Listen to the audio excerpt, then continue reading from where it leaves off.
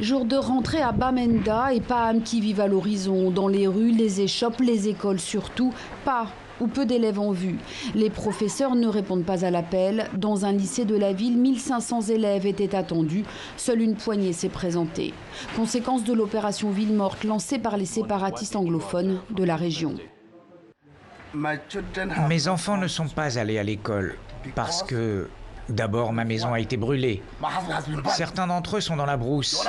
Où est-ce que j'emmène les autres? Je n'ai même pas d'argent pour les envoyer à l'école. La semaine dernière, en prévision des journées villes mortes, des parents ont préféré emmener leur fratrie loin de la crise dans les villages familiaux, certes pour qu'ils aillent à l'école, mais aussi par crainte d'une escalade de la violence. Fin août, en effet, un des chefs séparatistes, Ayoub Tabé, a été condamné à la prison à vie pour terrorisme et sécession. Ses partisans ont en réponse imposé un blocus de plusieurs semaines, apparemment suivi des faits. Beaucoup l'ont dit. La France l'a dit. L'Amérique l'a dit.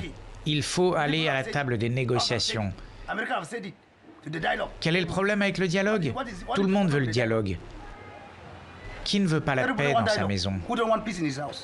Selon l'UNICEF, depuis le début de la crise séparatiste, plus de 4400 écoles ont fermé dans les régions anglophones, impactant 600 000 élèves. Plus de 300 étudiants et enseignants ont aussi été enlevés.